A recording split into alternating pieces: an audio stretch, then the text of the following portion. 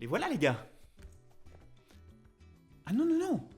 Je parlais pas de mes énormes biceps, que t'as dû remarquer, bien sûr. Non, non, là je parle bien de mes portfolios. C'est 3 ans de travail quand même, c'est important. Mes 3 premières années en tant que tatoueur. Je vais vous expliquer un peu toutes les petites anecdotes qui se sont passées quand je créais ça. Bah oui. Parce que ça semble être juste des petits dessins là-dedans, mais en réalité derrière, il y a toute une histoire, hein, mon gars. Ah, mais j'ai des choses à dire là-dessus, hein. Ça pèse son poids quand même, hein. Bon, après, j'imagine, c'est parce que les dessins intérieurs doivent être tellement lourds. En vrai, faut vraiment que j'arrête de faire le dingue parce qu'il y a plein de merde aussi. Est-ce que je viens de me faire passer d'énormes monstres à grosses victimes en moins de 3 secondes? Oui, bien sûr. Je trouvais ça intéressant de vous montrer d'où est-ce que j'ai démarré, si vous connaissez mon travail aujourd'hui. Et si pas, ben, je pense que c'est une grossière erreur. Mais dans tous les cas, vous allez le découvrir au fur et à mesure de la vidéo, étant donné qu'on va avoir toute l'évolution. Ceci étant dit, petit disclaimer quand même. Effectivement, vous allez voir qu'avec le temps qui passe, le style il a beaucoup évolué. Mais c'est pas parce que je préfère mes designs actuels que ça signifie que les anciens sont pétés au sol. C'est un truc qui reste complètement subjectif évidemment. C'est juste moi qui préfère ce que je fais maintenant. Logique en même temps, tu vas me dire, puisque je fais ce que je fais. Mais c'est une histoire de goût. Ça change tout le temps.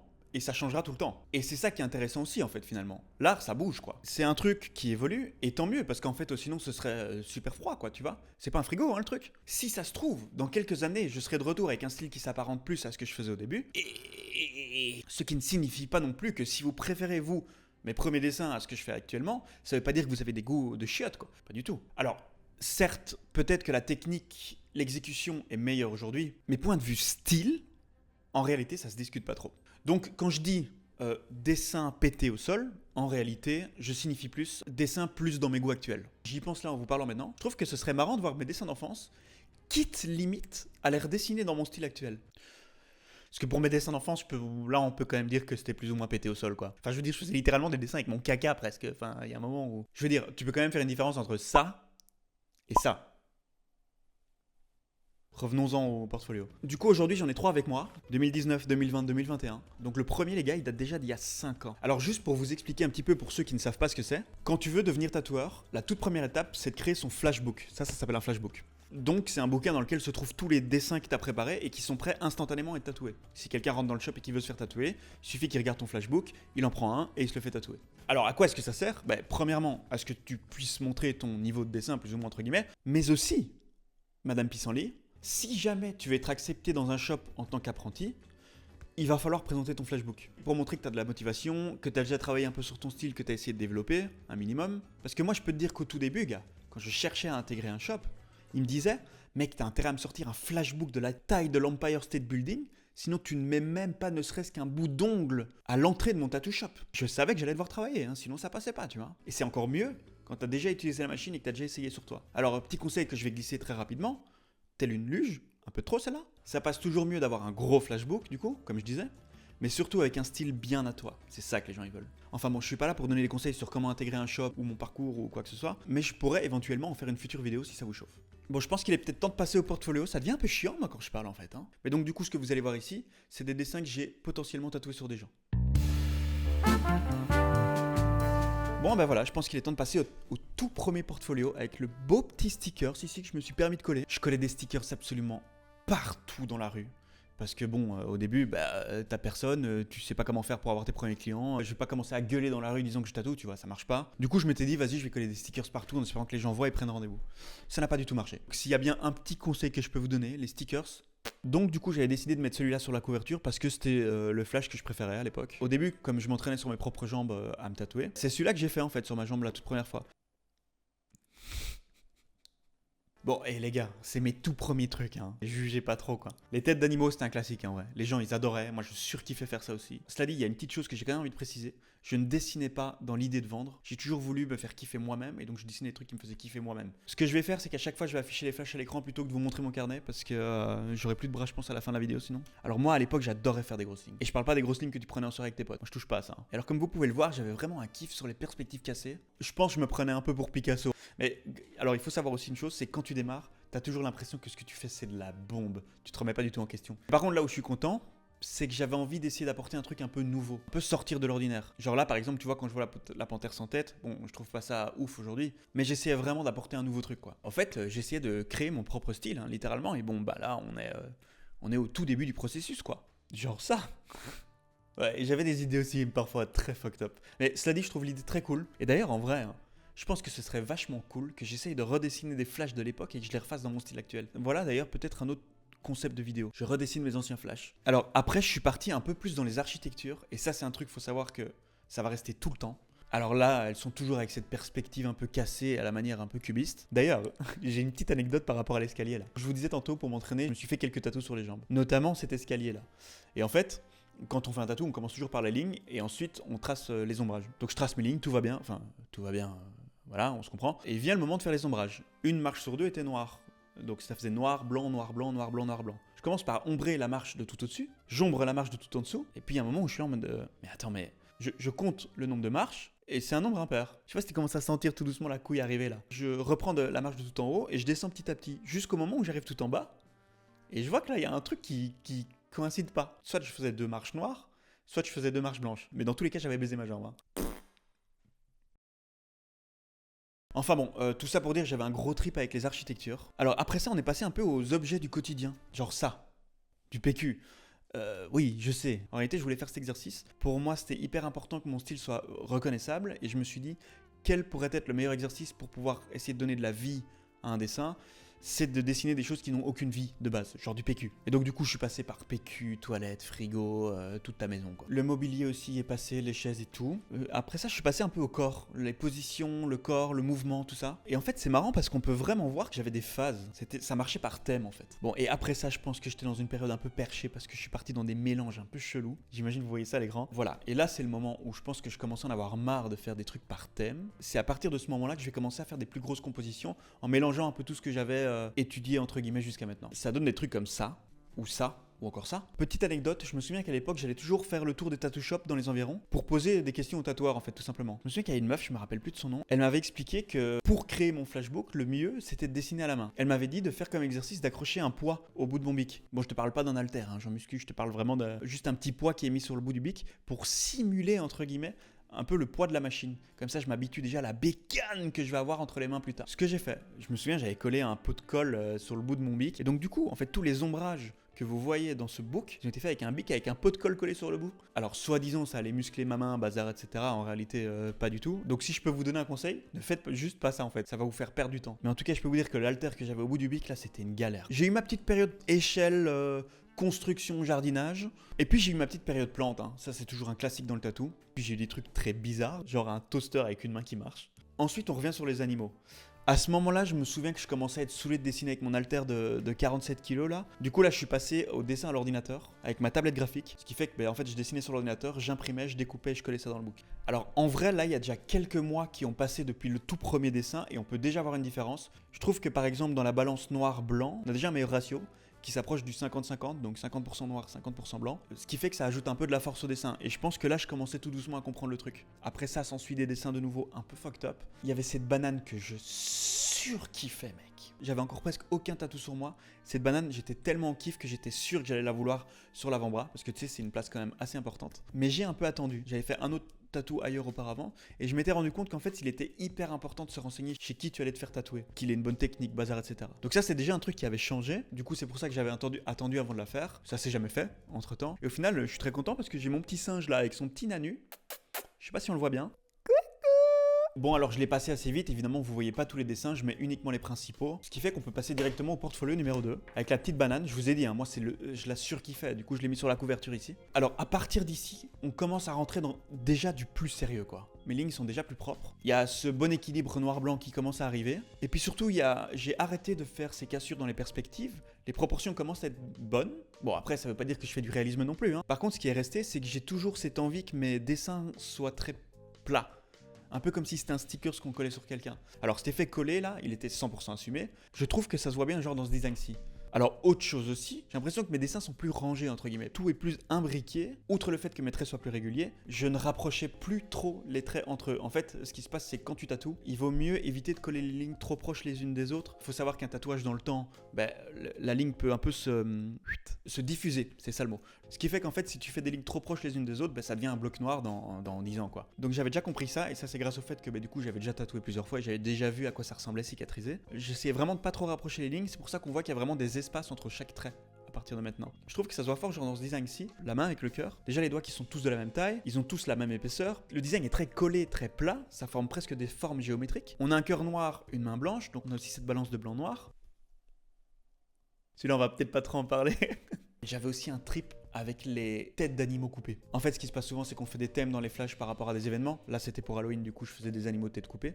Un truc un peu dark, tu vois. Et parce que j'étais un mec trop dark de base aussi, tu vois. Mais il y a quand même autre chose aussi qu'il va falloir que je vous dise. C'est un petit secret. Au début, quand je dessinais, j'avais vraiment du mal à dessiner les têtes.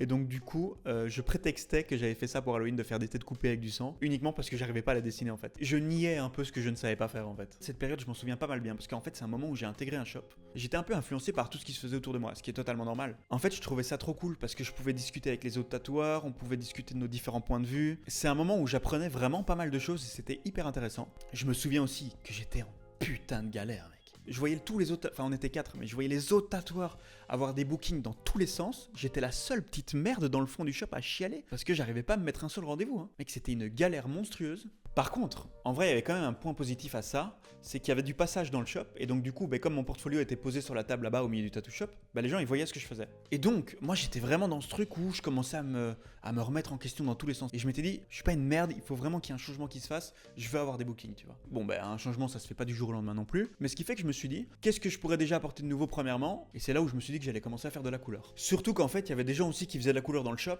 et ça me chauffait, tout simplement. Alors, en vrai, j'avais un peu peur aussi, qu'on se le dise. Mais bon, il fallait bien que je sorte ma zone de confort, sinon j'avance pas. En fait, le problème, c'est que j'avais déjà pas la technique pour faire juste du noir. Alors faire la couleur, c'était vraiment un énorme challenge. Il faut savoir que la couleur, c'est plus difficile à tatouer que du noir. La première fois que quelqu'un m'avait booké pour un tatouage en couleur, gars, mais mec, je te jure, je dormais pas pendant un mois. J'avais du mal à dormir tellement j'étais stressé. Et alors le jour même, au moment de planter l'aiguille et commencer le tatouage, je te raconte pas, gars, j'étais littéralement comme ça. Je bois juste un petit coup d'eau avant de commencer, J'ai mis de l'eau partout maintenant. Du coup, je vais vous afficher mes premiers dessins qui ont été faits en couleur. Tu sais que maintenant que je les revois, je me rends compte que la palette était éclatée. Mais bon, en vrai, je tentais des choses. Toutes les étapes par lesquelles je suis passé en tatouant, ça n'a jamais fonctionné du premier coup. Il va toujours évidemment y avoir des ratures. Ce qui est un peu chiant dans le tatouage, c'est que les ratures sur les gens, c'est assez grave quand même. Parfois, je peux te dire que je l'avais quand même sur la conscience. Mais j'ai toujours eu ce truc qui me poussait à sortir de ma zone de confort et d'aller voir plus loin. Et je pense que là, je commençais en fait à en avoir marre à faire juste du noir. J'avais plus assez de challenge et donc du coup, c'est pour ça que je m'étais dit, vas-y, on part sur la couleur. Alors par contre, je trouve qu'ici, les compositions, elles commencent à avoir un peu plus d'impact quand même. Mais il y a surtout deux choses intéressantes qui arrivent ici. Premièrement, il y a les cadres qui arrivent. Pour l'instant, c'est juste un trait extérieur, mais ça me permet mine de rien de mettre un paysage dans le fond, qui est un background quoi. Et ça, vous verrez que les cadres, c'est un truc qui va revenir plus tard, sous une autre forme, mais ça va revenir. Et alors, deuxième chose les gars, il y a ce petit coquin là qui apparaît. Alors je sais, là pour l'instant c'est un soleil, ça va changer dans le futur, mais vous verrez que c'est un des éléments que je vais très souvent réutiliser, ça va d'ailleurs devenir un de mes brand marks comme on dit. Mais je trouve que les compositions elles commencent à avoir un peu plus de sens quand même, on est quand même loin maintenant du toaster avec la main qui marche ou le cheval qui commence à marcher. Il y a un peu plus de sens, il y a un meilleur équilibre et il y a des vrais concepts qui arrivent. C'est marrant en fait parce que maintenant que je revois tout ça, je me rends compte, parce que là maintenant je suis à mort dans mon truc et tout, j'avais un peu oublié ce que je faisais à l'époque, mais je me rends compte qu'il y avait déjà des concepts que je développais, c'est juste que plus tard ils allaient changer de forme, ça a été fait sous une autre manière, mais l'idée de base était déjà là en fait. Ok, alors par contre là, on arrive sur un gros tournant dans le portfolio. Il va y avoir un changement net. Alors avant de vous dévoiler ce changement qu'il va y avoir dans mon portfolio, petit message quand même pour vous rappeler de vous abonner, lâche ton plus beau like, ça va me faire kiffer. On continue. Alors juste pour vous remettre un tout petit peu dans le contexte, là, ça doit faire plus ou moins 1 an que je tatoue, je pense, et 1 an et demi que je dessine. Et c'est le moment où le Covid arrive. Vraiment la toute première pandémie, vous vous en rappelez. Moi, à ce moment-là, je viens de me faire virer du café dans lequel je travaillais, parce que je travaillais dans un café le matin pour gagner ma vie. Du coup, je peux plus tatouer non plus, ce qui fait que j'ai des mois entiers à tuer. À l'époque, je savais pas que c'était des mois, c'était annoncé 1 mois premièrement, mais on savait pas jusque quand est-ce que ça allait durer, bazar, etc. Du coup, j'ai des mois à tuer. Je me dis que c'est le moment d'avancer un maximum professionnellement. Qu'est-ce que je fais? Vous vous en doutez, je m'achète une PlayStation. Je dessine pas du tout en fait. Mec, c'était un scandale, je faisais que geeker. C'était à Warzone pour ceux qui ont la ref. J'avais développé une réelle addiction au jeu. Enfin, je m'énervais sur ce jeu, c'était un scandale. Je gueulais en permanence, au point où je prenais pratiquement un parlophone pour gueuler dans les oreilles des gens quoi. Jusqu'au jour où je me souviens, petite anecdote rapide. Je suis en train de geeker, j'étais certainement en top 2, vu mon niveau, tu vois. Et j'entends ça. Enfin non. Je l'entends même pas tout de suite en réalité. Parce que j'avais mon casque à 165 décibels pour entendre le moindre bruit de pas des ennemis. Je pense entendre sonner à la porte, mais je suis pas sûr et tout. Et donc du coup, le gars ressonne plusieurs fois. Et il y a un moment où je me rends compte que vraiment il y a quelqu'un qui sonne. Du coup, je lâche le jeu, je vais voir. Je sens un peu le truc arriver. J'avais une petite boule dans le ventre quand même, je stressais un peu. J'ouvre la porte, qui est-ce que je vois? Mon voisin. C'est la première fois que je le voyais le gars. Il me dit ouais, je suis ton voisin et tout. Bon, écoute... ça fait quand même un petit temps que j'hésite à venir sonner. Je t'entends pas mal gueuler, quoi. J'étais rouge de honte. Mes potes qui gueulent dans le casque en plus. Ouais, reviens jouer et tout. Moi, ils savaient pas où j'étais. Le voisin me dit non, mais mec, écoute, bon, ça fait une semaine. Tu gueules quand même beaucoup et tout. Est-ce que je pourrais savoir ce qui se passe? Je lui dis bah, mec, ah non, non. En fait, C'est parce que je rage un peu sur mes jeux vidéo, quoi. Il me fait, ah, c'est FIFA ou quoi? Ouais, non, je suis sur Call of Duty Warzone, en fait. Quand les ennemis me tuent comme ça, moi, ça m'énerve. Puis je me suis quand même vraiment bien excusé et tout. Et non, et même pire, je me souviens qu'il m'avait même demandé au début s'il pouvait m'aider. Genre si j'avais une maladie mentale, syndrome Gilles de la Tourette ou quoi. Je disais, non, je suis juste une merde, je suis un peu une victime sur le jeu, donc c'est juste pour ça que je rage. Enfin bon, soit il est reparti. Moi, je me suis excusé à mort, j'étais super mal. D'ailleurs, quand je suis revenu et que j'ai récupéré le casque, déjà, on m'engueulait comme jamais. Mais surtout, j'osais plus parler à un niveau normal. Je parlais en chuchotant. Même parler, ça me semblait trop fort, quoi. Bon, après, j'ai très vite repris le truc où je commençais à parler normalement et j'ai très vite ragé aussi. Par contre, cette fois-ci, dans le respect quand même. Quand je rageais, ça donnait un truc du style comme ça. Je rageais, mais pas trop fort, quoi. Bon, et après ça, je me suis quand même repris en main et je me suis dit que ce genre d'événement, donc la pandémie, c'est le genre de truc qui arrive qu'une seule fois dans la vie. Et donc, je m'étais mis comme objectif qu'à la fin de ce Covid, ne sachant pas quand est-ce que ça allait finir, je ne travaille plus dans ce café. J'en pouvais plus, mec, de me lever à 5h30 tous les matins pour aller travailler. Je voulais vivre du tatouage. C'était obligatoire pour moi. Et donc, du coup, je m'étais dit, je veux sortir le book le plus solide qui soit à la fin de cette pandémie. Toute la ville va se venir se faire tatouer par moi. Je me rappelais encore de à quoi est-ce que ça ressemblait avant, comment c'était une galère. Je voulais juste plus vivre ça en fait, tu vois. Du coup, ce que j'ai fait, c'est que j'ai fait un topo de tout ce qui marchait bien jusqu'à maintenant dans les books. J'ai repris tout ça, j'ai retravaillé et je suis arrivé avec une toute nouvelle approche. Et voilà ce que ça donne. Le style a quand même bien changé. On n'a plus de grosses lignes. Alors on retrouve pas mal d'architecture aussi, je vous avais dit. Les gouttes reviennent assez souvent, j'adore faire ça. Les vases que j'adorais faire. Et tout ça, les gars, c'est des éléments qu'on retrouvait à l'époque, hein, je vous rappelle. Alors, on en arrive à la fin de ce portfolio-ci. En vérité, j'étais assez content à ce moment-là, parce que j'avais un peu l'impression d'avoir ouvert cette nouvelle porte dans mon cerveau. Mes idées, à ce moment-là, elles fusaient un peu dans tous les sens. J'avais même, je me rappelle, acheté un carnet dans lequel je griffonnais mes petits croquis, parce que j'avais plein d'idées qui popaient par-ci par-là. Ça pouvait arriver à n'importe quel moment. Je pouvais être au Carrefour dans le rayon fruits. Ça se passait comme ça dans ma tête. Tiens, si je faisais une banane coupée en tranches avec des visages à l'intérieur de chaque tranche. Et voilà ce que ça donnait. Du coup, on passe au troisième portfolio. Donc pour celui-ci, j'étais vraiment dans ce mood où toutes mes idées fusaient à mort et j'avais envie de creuser un maximum ce style qui venait de naître. Alors vous voyez déjà que j'ai enlevé la couleur, je suis revenu sur les dessins en noir et blanc. En fait, le truc, c'est que je voulais retravailler la base. Je voulais avoir quelque chose de solide avant de remettre de la couleur dedans. Puis surtout, je savais qu'il fallait que je revoie ma palette de couleurs en fait. Alors, les éléments sont encore un peu plus réalistes maintenant. Je fais maintenant vraiment des gros dégradés. La raison pour laquelle je faisais pas ça à l'époque, c'est parce que techniquement, je ne savais pas le faire en tatouage. Ce qui fait qu'en fait, j'étais limité dans mes dessins à cause de la technique que j'avais pas. Et regardez-moi ce qui revient, les cadres. Alors cette fois-ci, c'est plus le gros trait comme on avait à l'époque. Ce que je fais maintenant, c'est une double ligne. Je peux me permettre ça parce qu'en fait, je suis passé sur des lignes beaucoup plus fines. Alors, il y a aussi le fait que à ce moment-là, je commençais vraiment à pas mal tatouer. Ce qui fait que j'avais déjà beaucoup plus confiance en moi et je me sentais assez confiant que pour pouvoir faire une double ligne parallèle. Parce que je peux vous dire que ça, au début, c'est la hantise de tous les tatoueurs. Tu te foires sur ce genre de truc, je peux te dire que ça se voit instantanément. Et du coup, ce cadre, ça me permet de pouvoir mettre un background, ce qui fait que ça ajoute vraiment de la perspective, d'autant plus que c'est accentué avec les gros dégradés. Et donc, on commence à avoir un bel effet de profondeur. Les paysages dans les cadres, c'est un truc que je vais faire beaucoup par après. J'ai eu beaucoup de demandes par rapport à ça. Et je me souviens, c'est à ce moment-là que mon compte Instagram, il commençait à sérieusement prendre. C'est pour ça que j'ai arrêté après le troisième portfolio. Ça me servait plus à rien d'imprimer, découper, mettre dans le carnet, puisqu'en fait, les gens voyaient tout ça en ligne. Une fois que le Covid était fini, ou en tout cas une fois qu'on pouvait ressortir et que je pouvais travailler au tattoo shop, j'ai plus jamais dû retravailler dans le café. J'étais arrivé, et les gars, j'étais hyper fier, à booker sur un mois déjà tous mes tatous. C'est à partir de ce moment-là que j'ai pu vivre du tatouage, j'ai jamais arrêté. Donc je remercie un peu le Covid. Je sais que le Covid, ça n'a pas été marrant pour tout, mais j'ai l'impression quand même d'être tombé au bon moment. Ça a été hyper bénéfique. Je suis content de m'être donné à mort et de pas avoir glandé et d'être resté sur Warzone pendant 5 mois. Ça, c'est plus dans les portfolios, mais par après, j'ai continué à peaufiner 2-3 choses. Et surtout, j'ai refait une palette de couleurs et j'ai réintégré les couleurs dans ces nouvelles compositions. Je vais vous en mettre quand même 2-3 à l'écran, même si c'est pas dans le portfolio, comme ça vous voyez un peu l'évolution du truc plus tard. Et ce que j'ai même fait maintenant, encore plus récemment, c'est que je fais des illustrations complètes. Et ça, c'est un kiff total.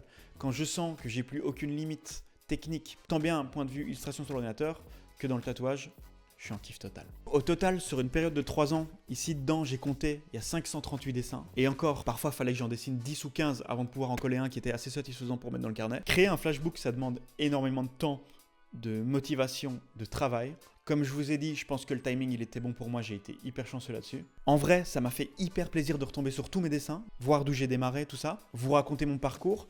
Si jamais vous êtes en plein dans la création d'un flashbook et que vous avez des questions, vous pouvez m'écrire tout ça en commentaire. Moi, ça va me faire hyper plaisir d'y répondre. Je répondrai à tous les commentaires. De toute façon, ça tourne en moyenne à 10 commentaires par vidéo pour le moment, donc ça va pas être difficile d'y répondre. Ou même, si vous n'êtes pas du tout dans la création d'un flashbook, mais que vous avez des questions par rapport à mon parcours ou quoi, moi, ça me fera plaisir d'y répondre. Donc n'hésitez pas. J'espère que vous vous êtes abonné. Si vous n'êtes pas encore abonné, là, il est temps de le faire, hein, mon gars. Je te fais des petits bisous et on se retrouve une prochaine.